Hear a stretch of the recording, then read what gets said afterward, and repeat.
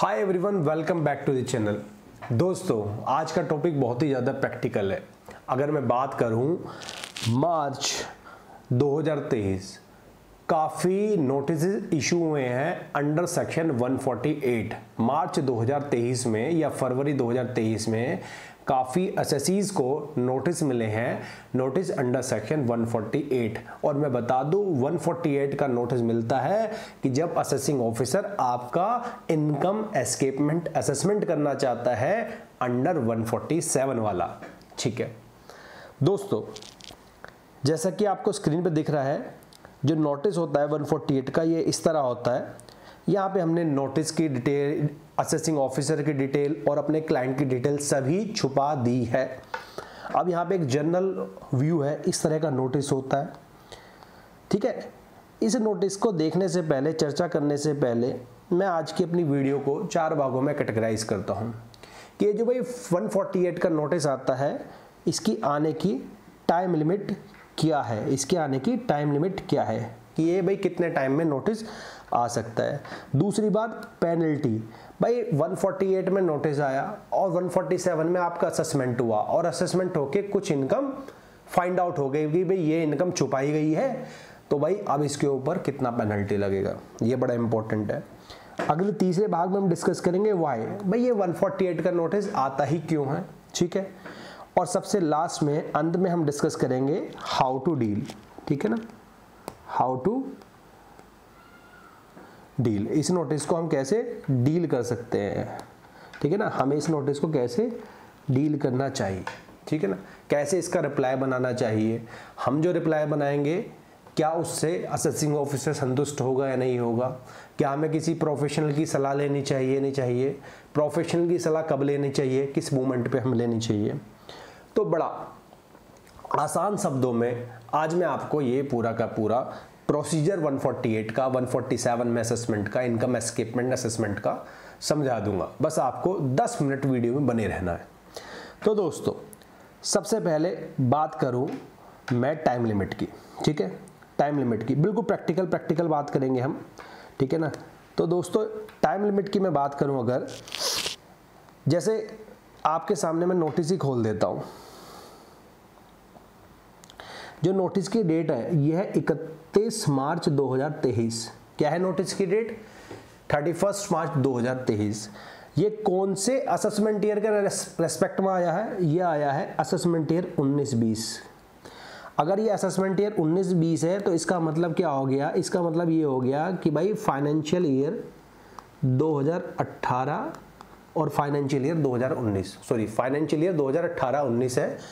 ठीक है ना, उसी का असेसमेंट ईयर 19-20 होगा। ठीक है, यानी फाइनेंशियल ईयर कब खत्म हुआ? 18-19 को। उसका असेसमेंट ईयर कब है? 19-20। यानी जो भी रेलिवेंट असेसमेंट ईयर है, ठीक है ना, 18-19 का रेलिवेंट असेसमेंट ईयर क्या हो गया? 19-20। उसके लास्ट से मैक्सिमम 3 साल आगे। ठीक है ना, तो 19-20 के बाद 20-21, 21-22 और 22-23, यानी 31 मार्च 2023 जो थी ये लास्ट डेट थी जब तक इसका 148 का नोटिस आ सकता था। तो यहाँ पे असेसिंग ऑफिसर ने बिल्कुल लास्ट डेट पे ये नोटिस भेजा है। अगर ये नोटिस मेरे को 1 अप्रैल को वो आता तो ये टाइम बार्ड नोटिस होता और मुझे इस नोटिस का रिप्लाई देने की जरूरत नहीं थी, या मैं सिंपल बोलता it is a time barred notice, मेरे ऊपर कार्रवाई नहीं हो सकती थी। लेकिन जस्ट बिकॉज कि लास्ट डे, एक्चुअली प्रैक्टिकल भी यही होता है, लास्ट डेट को सारे के सारे नोटिस इशू कर दिए जाते हैं जहां पे भी असेसिंग ऑफिसर्स के पास कोई भी रेलिवेंट इंफॉर्मेशन होती है। ठीक है, तो हमने यहाँ पे डिस्कस करा, अभी टाइम लिमिट हमने डिस्कस कर दिया। पहला बात, यानी 3 साल बाद from the end of the relevant assessment year notice आ सकता है। अब बात करें पेनल्टी का। देखो पेनल्टी बहुत हैवी है यार। जो भी इनकम आपने छुपाई है, यानी आपने नहीं, मैं कहूँगा आपका मतलब मेरा असेसी से ही है, देखो कोई इसको पर्सनली नहीं लीजिएगा। जो भी इनकम असेसी ने छुपाई है उसके ऊपर टैक्स तो ईमानदारी से देना पड़ेगा। यानी मान लो हमने फर्जी खर्चे दिखा दिए, हो सकता है इनकम छुपाने के लिए, कम करने के लिए फर्जी बोगस खर्चे दिखा दिए। दूसरा क्या होता है, फर्जी हमने डोनेशन दिखा दिया किसी पॉलिटिकल पार्टी को फर्जी डोनेशन दिखा दिया, या किसी चैरिटेबल ट्रस्ट को हमने फर्जी डोनेशन दिखा दिया, या हमने इन्वेस्टमेंट ही नहीं करा ITC, या फिर हमारा कोई होम लोन नहीं है, लेकिन फिर भी हम अपनी ITR में ये सब क्लेम कर रहे हैं, राइट? यानी किसी ना किसी तरीके से अपनी इनकम को छुपा रहे हैं, इनकम को कम दिखा रहे हैं और कम टैक्स पे कर रहे हैं। तो भाई जितना इनकम छुपाया, उस इनकम पे जितना टैक्स ईमानदारी से बनता था वो तो टैक्स देना ही पड़ेगा। साथ में जो पेनल्टी है वो 50% से लेके कितना, 50% से लेके 200% तक हो सकती है ऑफ टैक्स अमाउंट। ठीक है, बहुत से लोग कंफ्यूज हो जाते हैं कि ये 50% से लेके 200% तक ये सोचते हैं कि भाई ये इनकम का, जो इनकम छुपाई है उसका। नहीं नहीं नहीं, ये उस पे लगने वाले टैक्स का। एग्जांपल से ले लो, आपकी सैलरी मान लो 10-11 लाख रुपए है, यानी 10 लाख से ऊपर के स्लैब में आते हो, आपकी एक 10 लाख से ऊपर यानी 30% के टैक्स लगता है आपका, ठीक है। और आपने मान लो 1 लाख रुपए का कोई फेक डोनेशन दिखा दिया। अब उस फेक डोनेशन दिखा के आपका कितना टैक्स बचा होगा? 30,000 रुपये बचा होगा, ठीक है ना, क्योंकि आपकी इनकम 14-15 लाख, कुछ भी मान लो 10 लाख से ऊपर है, तो यानी 30% का आपको बेनिफिट हुआ है, तो आपको 30,000 रुपये तो देने ही पड़ेंगे। अब 30,000 का 50% यानी 15,000, या फिर 30,000 का 200% यानी 60,000। आपको 30,000 के साथ साथ 30,000 तो टैक्स के देने हैं, ठीक है ना, टैक्स के देने हैं, ठीक है ना। और पेनल्टी के नाम के 15,000 से लेके 60,000 रुपये तक ये पेनल्टी लगती है। जनरली केस में 60,000 रुपये पेनल्टी लगती है, यानी 60,000 रुपये पेनल्टी का देना पड़ेगा और 30,000 टैक्स का देना पड़ेगा। 90,000 रुपये तुम्हें देने पड़ेंगे मैक्सिमम, समझ रहे हो ना। बचाया 30,000, देना कितना पड़ गया? 90,000, ठीक है ना। या फिर अगर मिनिमम पेनल्टी लगेगी 30,000 प्लस 15,000, 45,000 तब भी देना पड़ेगा। आई होप आपको ये वाली बात भी बहुत अच्छे से समझ में आई होगी, ठीक है ना। थोड़ा सा मैं इसको रफ कर लेता हूं।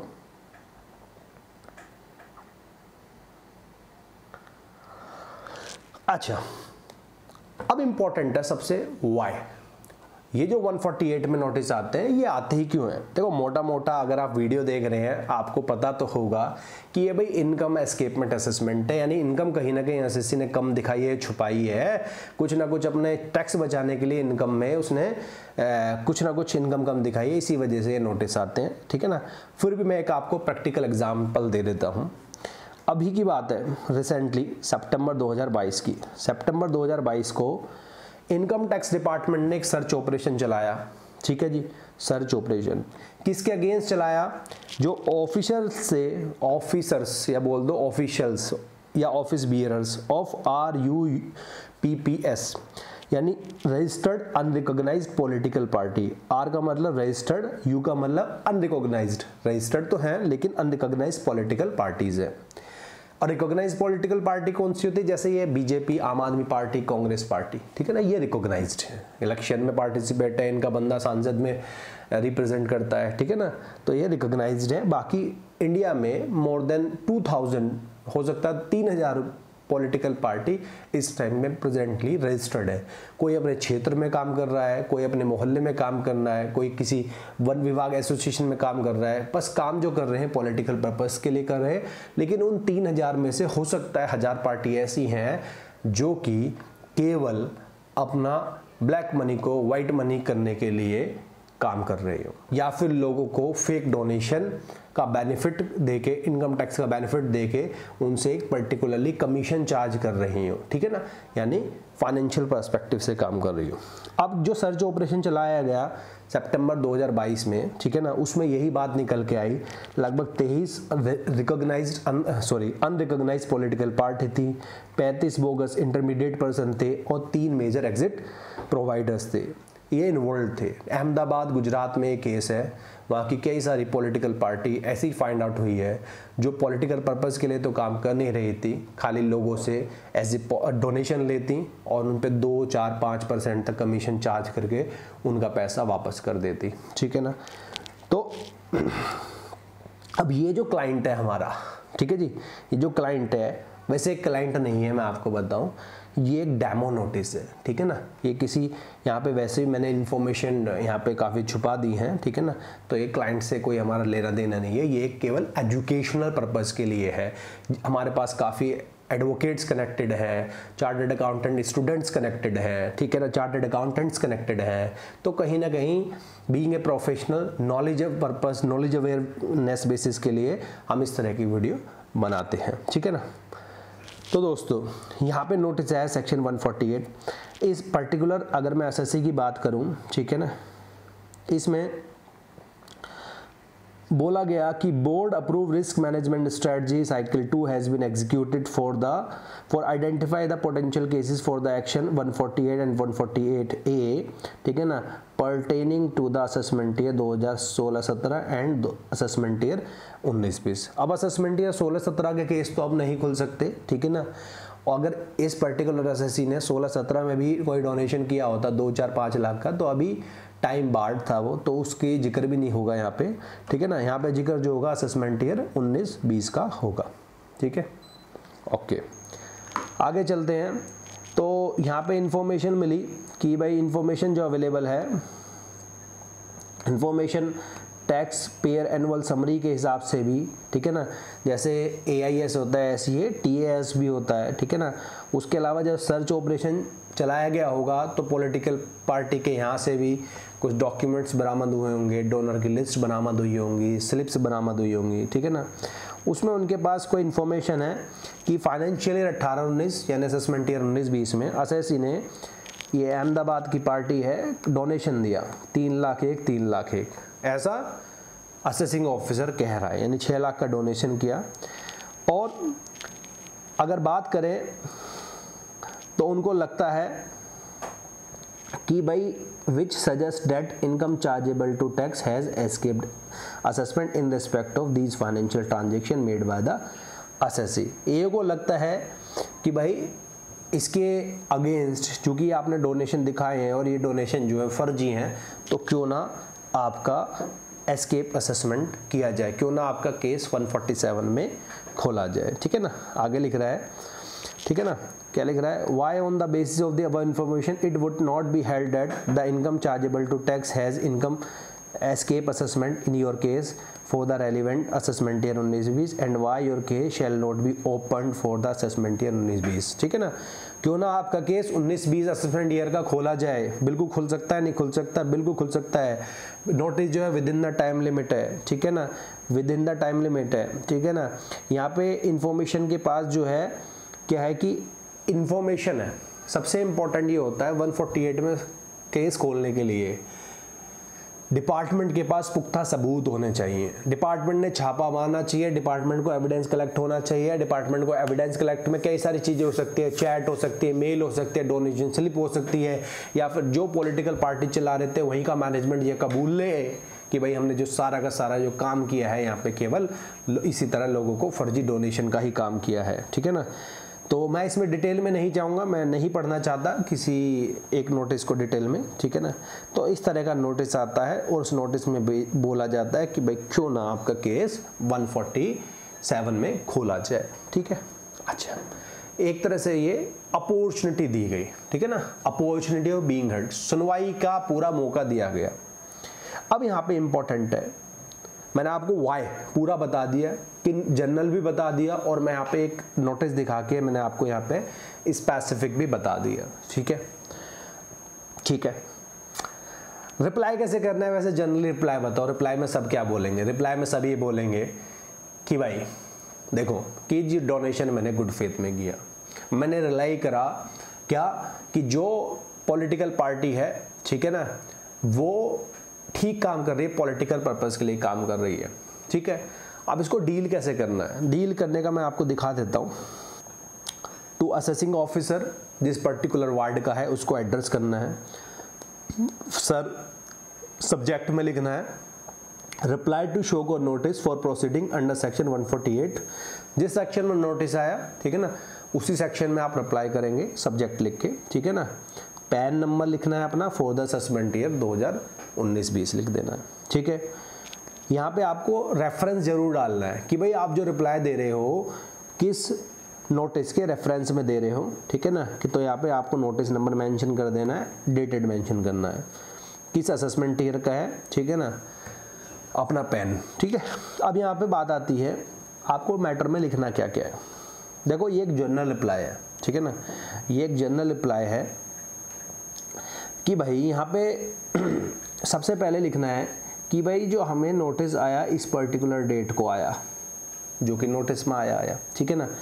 अब अपना रीज़न लिखना है, एक जनरल रिप्लाई बात कर रहा हूँ मैं यहाँ पे कि भाई जो donation in the question was made in the good faith, ये मैंने ऑलरेडी अंडरलाइन किया हुआ है। जो डोनेशन करा एसएससी ने वो गुड फेथ में करा, उसने वेरीफाई करा कि भाई, और अब इलेक्शन कमीशन क्या है, कोई भी पॉलिटिकल पार्टी अगर रजिस्टर्ड होती है तो उसको इलेक्शन कमीशन रजिस्टर्ड सर्टिफिकेट, एक रजिस्ट्रेशन का सर्टिफिकेट प्रोवाइड करता है। तो बिल्कुल ठीक बात है, कोई भी एसएससी अगर डोनेशन करेगा तो ये देखेगा भाई क्या उस पर्टिकुलर पॉलिटिकल पार्टी के पास कोई रजिस्ट्रेशन सर्टिफिकेट है नहीं है। तो हाँ, इलेक्शन कमीशन ने जो रजिस्टर्ड सर्टिफिकेट दिया उसने उस पर रिलाई किया और उस पर रिलाई करके हमने गुड फेथ में डोनेशन करा। दूसरा, donation was specifically for the purpose of party development, campaigning and routine activities. ठीक बात है, देखो मैं बोगस की बात नहीं करूँगा। अगर अभी जैसे कोविड टाइम में प्रधानमंत्री केयर फंड आया था, उसमें कई लोगों ने ट्रांसफर करा था, ठीक है ना। अब उस फंड्स का क्या हो रहा है क्या नहीं हो रहा ये आम लोगों को नहीं पता होता, लेकिन आम लोगों ने जब डोनेशन करा होगा, किसी ने पेटीएम से, किसी ने बैंक अकाउंट से, एनईएफटी से, सबने गुड फेथ में किया था या नहीं किया था? गुड फेथ में किया था।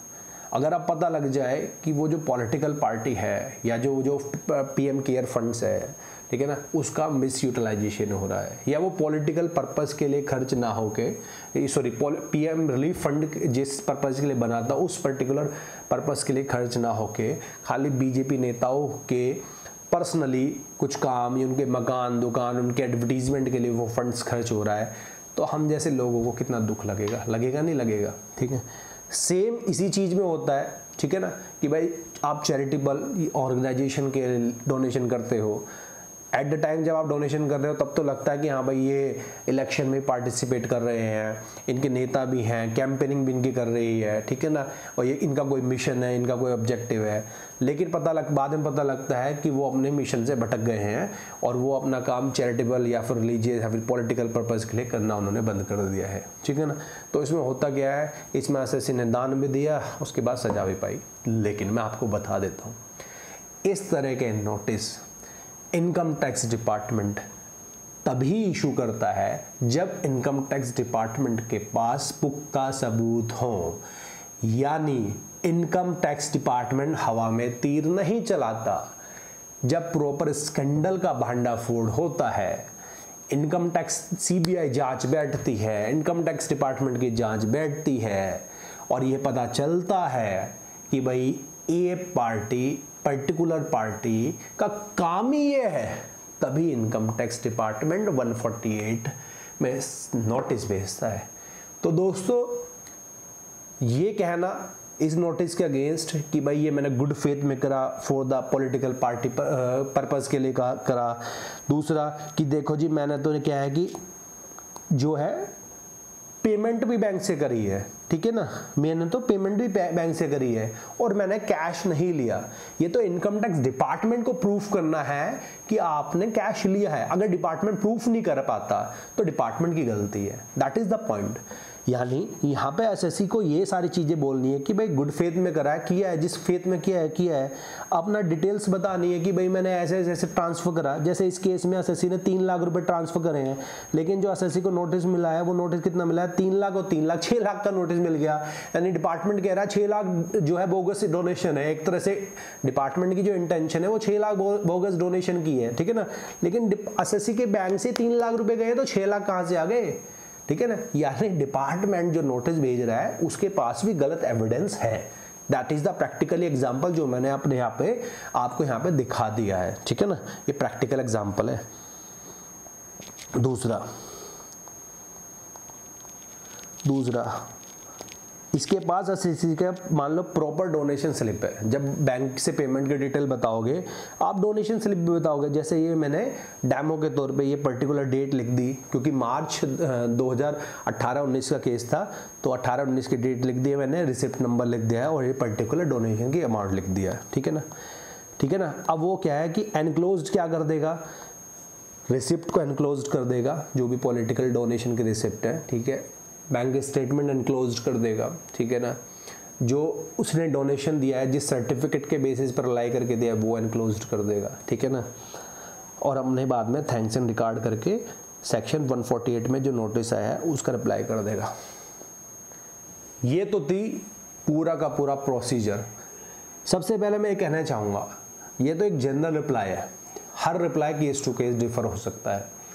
तो एक तो मैं यही बोलना चाहूँगा, अगर इस तरह के नोटिस किसी एसएससी को आते हैं तो वो खुद से नोटिस का रिप्लाई ना करे। ठीक है, किसी प्रोफेशनल की सलाह ले।